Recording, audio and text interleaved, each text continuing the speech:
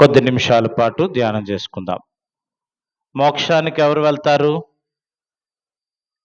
పరలోకానికి ఎవరు వెళ్తారు? ఎవరు వెళ్తారు? పరిశుద్ధులు మాత్రమే వెళ్తారు. రాకడనే రైలు బండి వస్తున్నది, రెండవ రాకడనే రైలు బండి వస్తున్నది.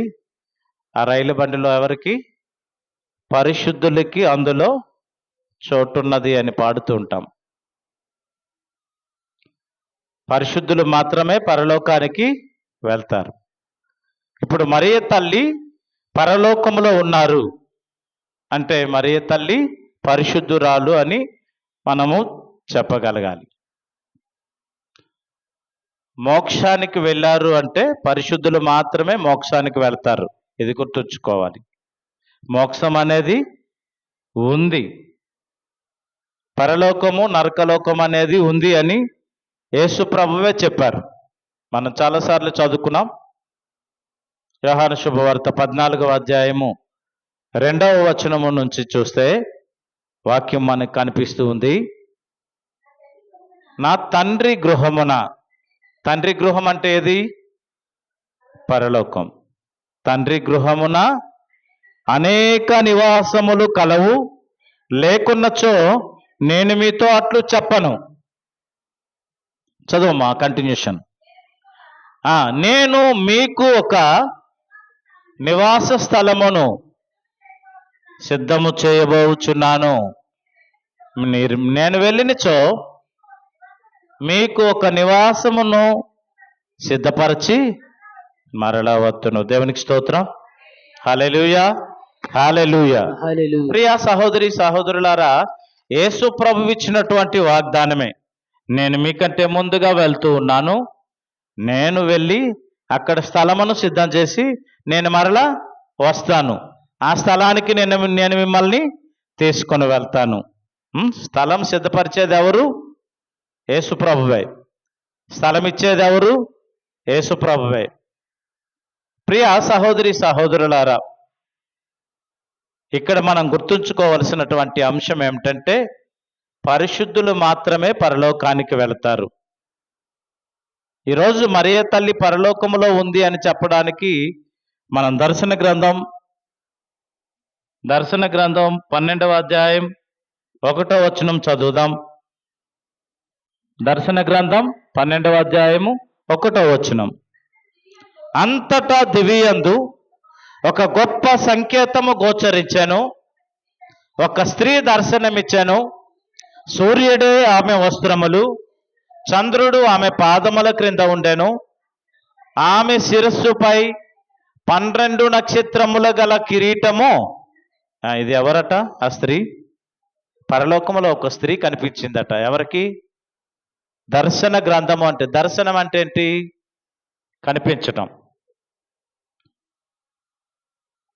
చాలా రోజుల నుంచి ఒక మనిషి కనిపించలేదు అనుకోండి, మన ఫ్రెండో లేకపోతే ఎవరైనా ఏమంటాం? ఏరా దర్శనమే లేదురా అంటాం. దర్శనము అంటే చూడటం. దర్శన గ్రంథం అంటే యోహాను గారు చూసిన దానినే ఆ గ్రంథంలో రాశారు.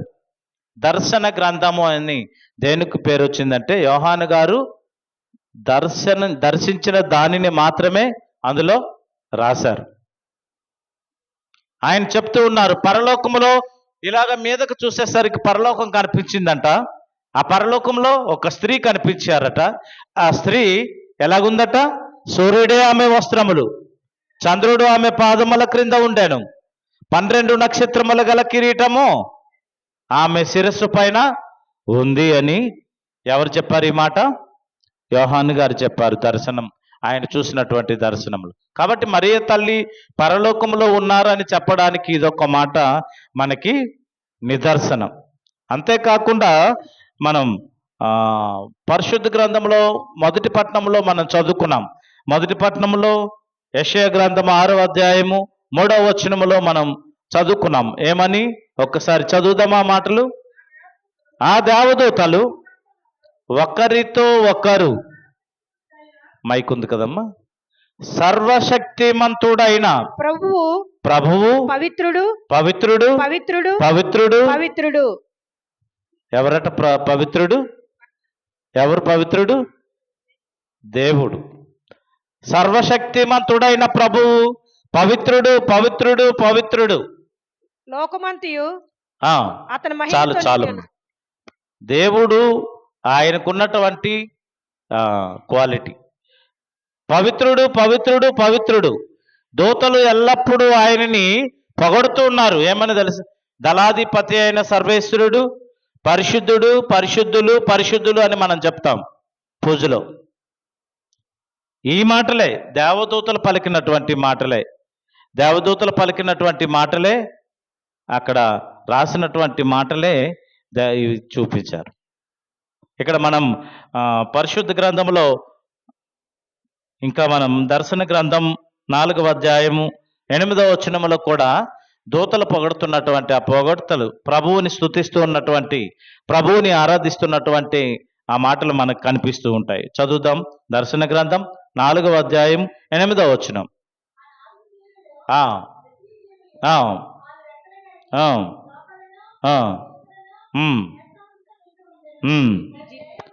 అవి రేయింబవళ్ళు ఇట్లు పాడుచునే ఉన్నాయి. ఏమని?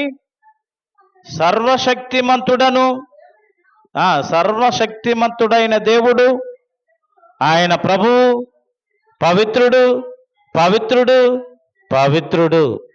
ఎవరు పాడుతున్నారు? ఎవరు పాడుతున్నారు? దేవదూతలు. సర్వశక్తిమంతుడైన దేవుడు పవిత్రుడు, పవిత్రుడు, పవిత్రుడు. ఆ పవిత్రుడైనటువంటి దేవుడే పరలోకాన్ని సృష్టించారు. మనందరినీ పవిత్రంగా ఉన్నటువంటి మనందరినీ కూడా ఒకరోజు అక్కడికి తీసుకుని వెళ్తానని ఆయనే వాగ్దానం చేశారు. నేను ముందు వెళ్తున్నాను, అక్కడ స్థలమును సిద్ధం చేసి నేను మరలా వస్తాను, వచ్చి పరిశుద్ధంగా ఎంతమంది అయితే ఉన్నారో వాళ్ళందరినీ నేను తీసుకుని వెళ్తాను. సిద్ధపడి ఉండండి మీరంతా, శుద్ధులుగా ఉండండి మీరంతా. మనము సిద్ధపడి ఉండాలి, శుద్ధులుగా ఉండాలి. ఆ పరలోక రాజ్యానికి వెళ్ళాలి అంటే, ఆ పరలోక రాజ్యాన్ని చేరుకోవాలి అంటే సిద్ధపడి ఉండాలి. ఎలాగుండాలి? శుద్ధులుగా ఉండాలి. శుద్ధులు అంటే అర్థం ఏంటి? పరిశుద్ధులుగా ఉండాలి అని మనము గుర్తుంచుకోవాలి. సరే, ఇక్కడ నేను చెప్పే అంశం ఏమిటంటే, పరిశుద్ధులు, పరిశుద్ధులు, పరిశుద్ధులు అని దూతలే పొగుడుతున్నాయి. మరి అటువంటి పరిశుద్ధుడు ఈ లోకానికి ఇచ్చినటువంటి తల్లి పరిశుద్ధురాలు అని, ఆమె పరిశుద్ధురాలు కాబట్టే పరలోకంలో ఉన్నారు అని నేను చెప్తూ ఉన్నాను. మత్తయి శుభవార్తలో 12వ అధ్యాయము 33వ వచనాన్ని చదువుదాం. పండు మంచిదైనా, చాలా జాగ్రత్తగా ఆలకించుదామమ్మా. పండు మంచిదైతే చెట్టు మంచిది. చదువమ్మా. పండు చెడ్డదైనా చెట్టు మంచిది కాదనియు చెప్పుదురు. పండును బట్టి చెట్టు స్వభావమును తెలుసుకుందరు. లూకా శుభవార్త 6వ అధ్యాయము 43వ వచనములో ఇదే మాట అక్కడ లూకా గారు క్లియర్గా రాస్తూ ఉన్నారు. చదువుదామా ఒకసారి. 6వ అధ్యాయము 43వ వచనం. మంచి చెట్టు చెడు పండ్లను, చెడు చెట్టు మంచి పండ్లను ఏజాలదు. పండ్లను బట్టియే ప్రతి వృక్షము గుర్తింపబడును. దేవునికి స్తోత్రం. హల్లెలూయా, హల్లెలూయా, హల్లెలూయా. ప్రియ సహోదరి సహోదరులారా, పండును బట్టే చెట్టు గుర్తింపబడుతుంది. అది ఏ పండు కాస్తుందో, బంగినపల్లి చెట్టుకి బంగినపల్లి పండే కాస్తుంది, పరియా చెట్టుకి పరియా పండు కాస్తుంది. ఆ పండు చూసినప్పుడు ఇది పరియా చెట్టు అని చెప్తాం, ఇది బంగినపల్లి చెట్టు అని చెప్తాం. అవునా? పండును బట్టియే చెట్టుని గుర్తిస్తాం. ఇక్కడ గుర్తుంచుకోవాలి. ఇక్కడ దేవుడు పవిత్రుడు పవిత్రుడు పవిత్రుడు అని పొగడబడుతూ దూతలతో సకల పునీతులతో స్తుతులు అనేది సింహాసనముపై ఆసీనుడై ఉన్నటువంటి ఆ దేవుణ్ణి ఈ లోకానికి ఇచ్చినటువంటి తల్లి పరిశుద్ధురాలు అని చెప్పడానికి ఈ ఉదాహరణలన్నీ ప్రభు చెప్తూ ఉన్నారు. పండు మంచిదైతే చెట్టు కూడా మంచిదే. పండు ఎవరిక్కడ? యేసు ప్రభు. చెట్టు ఎవరు? మరియ తల్లి. పండు మంచిదైతే, పండు పవిత్రుడైతే చెట్టు కూడా ఏమవ్వాలి? ఏ విత్తనం వేస్తే ఆ విత్తనమే నాటుతుంది కదా. కాబట్టి ఇక్కడ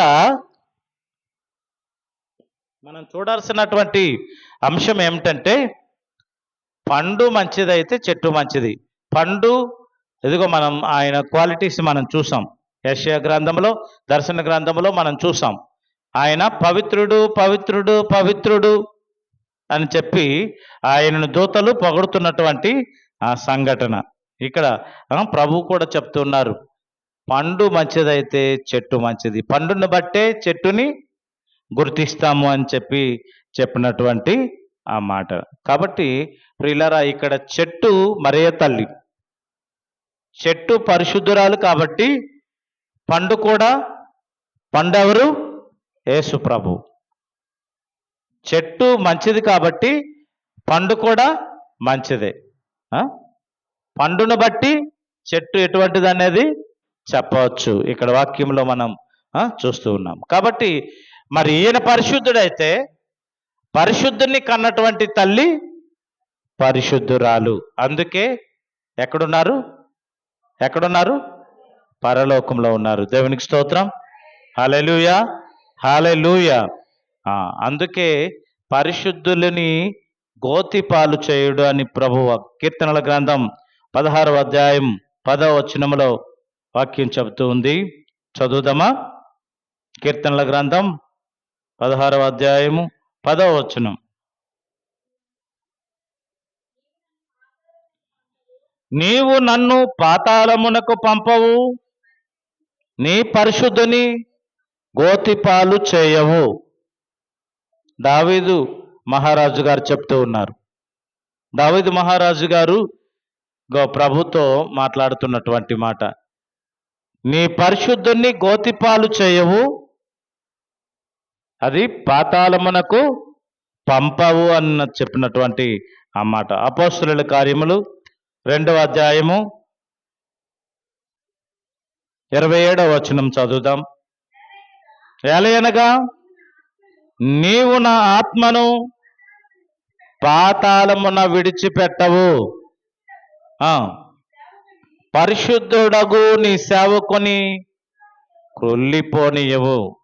31వ వచనం చదువుదామా? అందులోనే క్రీస్తు పాతాళములో విడువబడలేదు, ఆయన శరీరము ఎందుకు? ఆయన పరిశుద్ధుడు కాబట్టి పరిశుద్ధుని శరీరము కుళ్ళిపోదు. ఈరోజు మనం చూస్తాం, గోవాలో ఒక బాడీ ఉంది.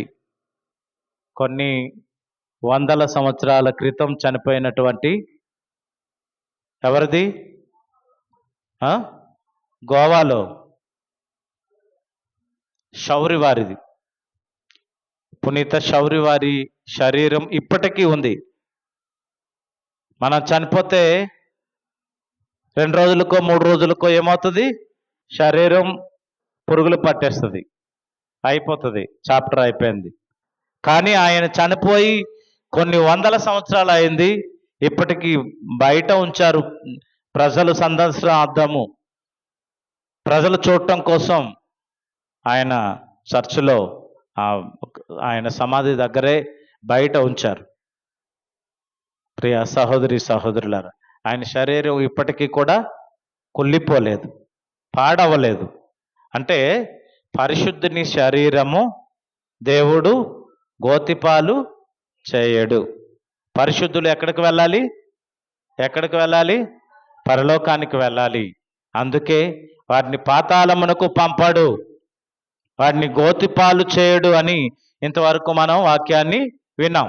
మరి పరిశుద్ధుడు పరిశుద్ధుడు పరిశుద్ధుడు పరిశుద్ధుడు అని దూతల చేత పొగిడింపబడుకుతున్నటువంటి ఆ యేసయ్య పరిశుద్ధుడైతే పరిశుద్ధుని కన్నటువంటి తల్లి పరిశుద్ధురాలు అవుతుంది. అందుకే ఆ తల్లి చనిపోలేదు.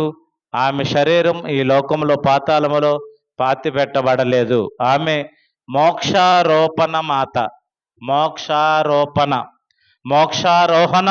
మోక్షారోపణం రెండు ఉన్నాయి. ఆరోహణం అంటే, మోక్షారోహణం అంటే తనంతట తానుగా వెళ్ళడం. యేసు ప్రభు మోక్షారోహణమయ్యారు, మరియ తల్లి మోక్షారోపణమయ్యారు. చిన్న అక్షరమే తేడా, హ ప. మోక్షారోహణము మోక్షారోపణము. ఆరోపణము అంటే దూతల సహాయంతో పరలోకానికి వెళ్ళినటువంటి తల్లి ఆరోపణము. ఎవరి సహాయము లేకుండా ఆయన తనంతట తానే పరలోకానికి వెళ్ళడం ఆరోహణం. ఆరోహణము ఆరోపణము. ఎవరైనా తేడా అడిగితే చెప్పగలగాలి కథోలికలంగా. కాబట్టి మరే తల్లి చెప్తున్నటువంటి ఆ మాట, ప్రియ సహోదరి సహోదరులారా, ఇదిగో నేను పరిశుద్ధురాలిని కాబట్టి ఇదిగో నేను గోతుపాలు అవ్వను. దావీదు మహారాజు చెప్తున్నాడు, నా శరీరం పాతాలకి పంపించవు, నా శరీరాన్ని కుళ్ళుపోనియవు అని చెప్పినటువంటి ఆ మాటని మనము చూస్తూ ఉన్నాం. మత్తయి శుభవార్త మనం చదువుకున్న శుభవార్తలో 19వ అధ్యాయము 27-29 వచనాలలో పేతురు గారు యేసు ప్రభువుని అడుగుతూ ఉన్నారు. ఏమని అడుగుతున్నారు? ఒకసారి చదువుదాం ఆ మాటలు. 19వ అధ్యాయము 27-29 వచనాలు. 27వ వచనం.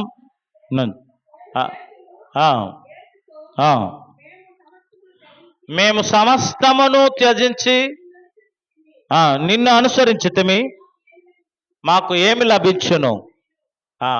దేవుని కోసం ఏం చేశారండి వీళ్ళు? 12 మంది అపోస్తులు ఏం చేశారు? అన్నీ వదిలేశారు. తల్లిదండ్రులను వదిలేశారు, భూములను వదిలేశారు, అన్నీ వదిలేశారు. అప్పుడు పేతురు గారు అడుగుతున్నారు, ప్రభువా నీ కోసం మేము అన్నీ వదిలేశాం కదా, ఏంటి మాకేంటి అని చెప్తే యేసు ప్రభు చెప్తున్నటువంటి మాట, నా కోసం అన్నీ వదిలేసిన మీకు ఒక పరలోకములో సింహాసనాలు ఉన్నాయి. అంటే మరియ తల్లి కూడా యేసు ప్రభువు కోసం ఏం చేసింది? తన జీవితాన్నే త్యాగం చేసింది. శిష్యులు మధ్యకాలంలో వచ్చారు, మధ్యకాలంలో ఇవన్నీ వదిలేశారు. కానీ ఆ తల్లి చిన్నప్పటి నుంచి సమస్తము ఏం చేసింది? దేవుని కోసం సమర్పించుకుంది. చిన్నప్పుడే దేవాలయంలో వదిలేశారు అమ్మా నాన్న. దేవాలయంలోనే ఉంటూ గుడి తుడుచుకుంటూ, దేవాలయంలోనే పని చేసుకుంటూ, యాజకునికి సహాయపడుతూ ఆ తల్లి దేవాలయంలోనే పరిశుద్ధ గ్రంథాన్ని చదువుకుంటూ, ప్రభు ధర్మశాస్త్రం చదువుకుంటూ తన జీవితం అంతా కూడా దేవాలయమే. బయట లోకం ఏది కూడా తెలియదు. అటువంటి గొప్ప జీవితం జీవించినటువంటి ఆ తల్లి. ప్రియ సహోదరి సహోదరులారా, అందుకే మరియ తల్లిని పరిశుద్ధురాలు అని మనం చెప్తూ ఉన్నాం. తన జీవితాన్ని మొత్తం దేవుని కోసం అంకితం చేసుకుంది. గుడిలోని సేవ చేయడం మాత్రమే కాదు, తన గర్భాన్ని ప్రభువు కోసం ఇచ్చింది. తన జీవితాన్ని పణంగా పెట్టింది దేవుని కోసం. ఆ రోజుల్లో పెళ్ళి అవ్వకముందు గర్భము ధరిస్తే రాళ్లతో కొట్టి చంపాలి. నేను చనిపోయినా పర్వాలేదు, కానీ నా దేవునికి నేను వాసముగా ఉండాలి అని చెప్పి తన గర్భాన్ని వాసముగా మార్చి దేవునికి తన మొత్తం జీవితాన్ని అంకితం చేసుకుంది. శిష్యులు మధ్యలో వచ్చారు. చేపలు పడుతుండగా పేతురు గారు పెద్ద ఆయనే, ఆయన సగం జీవితం అయిపోయిన తర్వాత శిష్యులందరూ వచ్చారు, యేసయ్యను వెంబడించారు. కానీ మరియ తల్లి చిన్నప్పటి నుంచి తన జీవితాన్ని దేవునికి సమర్పించుకుంది. అందుకే ఆ మరియ తల్లి పరిశుద్ధురాలు. ఆ పరిశుద్ధురాలు శరీరాన్ని గోతిపాలు చేయరు అని దేవుని వాక్యం చెబుతున్నటువంటి విధంగా 1950వ సంవత్సరంలో నవంబర్ 1వ తేదీన 1950వ సంవత్సరంలో నవంబర్ 1వ తేదీన 12వ పయస్ పాపు గారు మరియ తల్లి మోక్షారోపణ మాత అని ప్రకటించారు. 12వ పయస్ పాపు గారు పరిశుద్ధురాలైనటువంటి మరియ తల్లి మోక్షానికి వెళ్ళారు, ఆత్మ శరీరములతో మోక్షమునకు వెళ్ళారు అని చెప్పి ఆయన ప్రకటించారు. ఆ పండగే ప్రతి సంవత్సరము ఆగస్టు 15వ తేదీన మనకి జ్ఞానాపురం కొండ మీద మోక్షారోపణ మాత పండగ ఘనంగా కొనియాడుతున్నారు. కాబట్టి ప్రియులారా, గుర్తుంచుకుందాం, మరియ తల్లి పరిశుద్ధునికి జన్మనిచ్చినటువంటి పరిశుద్ధురాలు. కాబట్టి ఆమె ఎక్కడుంది? పరలోకంలో ఉంది. ఎవరు చెప్పారు ఆ మాట? యోహాను గారే చూశారు. యోహాను గారు చూసిందే దర్శన గ్రంథములో రాశారు. 12వ అధ్యాయం 1వ వచనములో రాసినటువంటి మాట. సూర్యుడే ఆమె వస్త్రములు, చంద్రుడు ఆమె పాదముల క్రింద ఉండెను, 12 నక్షత్రముల గల కిరీటము ఆమె శిరస్సుపై ఉంది. ఈమె ఎవరు? ఈమె ఎవరట? పరిశుద్ధ మరియ తల్లి, పరిశుద్ధురాలు. కాబట్టి ఒకటే ఈరోజు గుర్తుంచుకుందాం, పండు మంచిదైతే చెట్టు కూడా మంచిదే. ప్రభువు పరిశుద్ధుడైతే ప్రభువుని కన్నటువంటి తల్లి కూడా పరిశుద్ధురాలు అవుతుంది. ఈ ఒక్క మాట గుర్తుంచుకోవాలి. పండు మంచిదైతే చెట్టు మంచిది. ఎలాగైనా పండును బట్టియే ఆ చెట్టు ఎటువంటిది అని చెప్పగలము. కాబట్టి ప్రియులరా, ఈ అక్టోబర్ మాసంలో జపమాల మాత నెలగా మనమందరము పరిశుద్ధ జపమాల ప్రార్థన చేస్తున్నటువంటి సమయంలో గుర్తుంచుకుందాం, మరియ తల్లి పరిశుద్ధురాలు, పరలోకములో ఉన్నారు, మోక్షారోపణ మాత అని మనం ఈ మాటలన్నీ కూడా గుర్తుంచుకుంటూ ఆ ప్రభువుని దీవించి ఆశీర్వదించమని, పరిశుద్ధ జపమాల ప్రార్థన చేస్తున్నటువంటి మనల్ని దీవించమని, ఈరోజు ఈ పరిశుద్ధ జపమాలలో సమర్పించబడుతున్నటువంటి కుటుంబాలన్నింటినీ ప్రభువుకు సమర్పించుకుంటూ ప్రార్థన చేసుకుందాం. ప్రభువు మనల్ని దీవించునుగాక. ఆమేన్. పిత, పుత్ర, పరిశుద్ధాత్మ నామమున ఆమేన్.